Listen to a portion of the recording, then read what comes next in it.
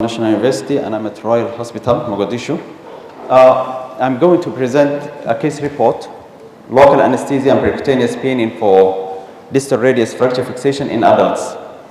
So we all know that distal radius fracture is very common fracture, and most commonly in the elderly patients when the patient falls down in outstretched hand and the weight of the body goes into the distal radius, and patients get fractured. And mostly we get posterior displaced because when we are getting support with our hand, we get it in extension, wrist extension. And it has a greater disability impact, especially in young patients compared to the elderly. And the main objective is to achieve accurate reduction and fixation, which can maintain that reduction. And the method is vary from internal fixation and open reduction and internal fixation to close reduction and percutaneous peening.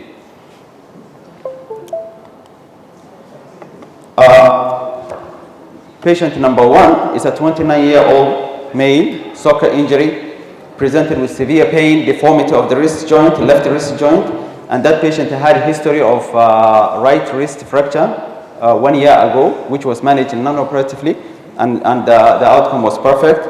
We did X-ray and we found that the patient has Colles fracture, posterior displaced fracture, and these are the X-rays. These are the X-rays, which you can see that it is posterior displaced distal radius fracture, the preoperative X-rays. Patient number 2 is 68 years old, female with atrial fibrillation and history of cardiac catheterization 3 years ago.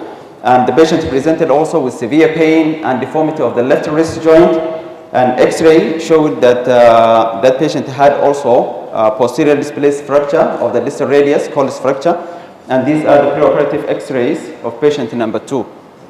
So both patients, we diagnosed them with distal radius fracture, Colles fracture, and we chose the procedure close reduction and percutaneous peening. And the reason was that the patient number 1 had financial constraint, while patient number 2 had clinically she was not suitable for general anesthesia.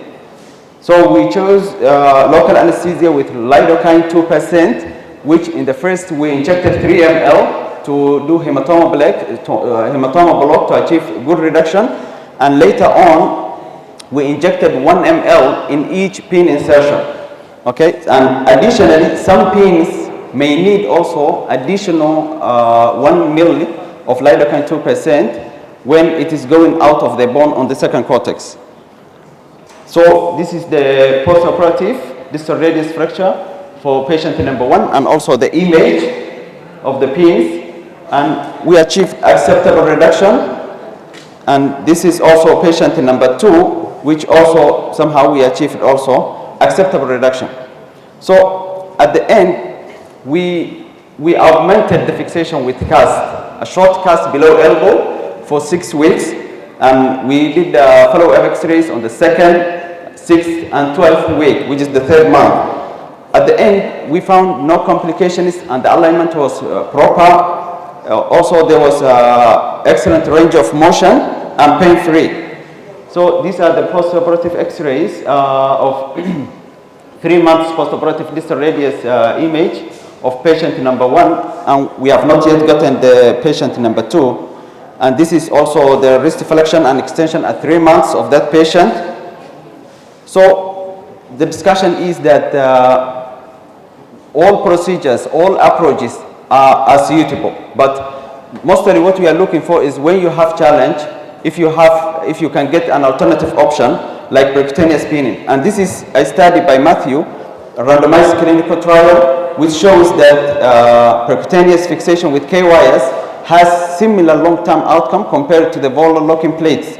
So, and this is also meta-analysis of Zong and Chaudhry, which showed also that they have a long-term similar outcome. However, the difference is only superficial infection, which is a pin tract infection which can be managed and clinically not significant. Sorry. So at the end, local anesthesia combined with percutaneous peening is a simple procedure, minimally invasive, and cost-effective method, and it can provide excellent alignment and functional outcome for distal radius fracture patients. Thank you.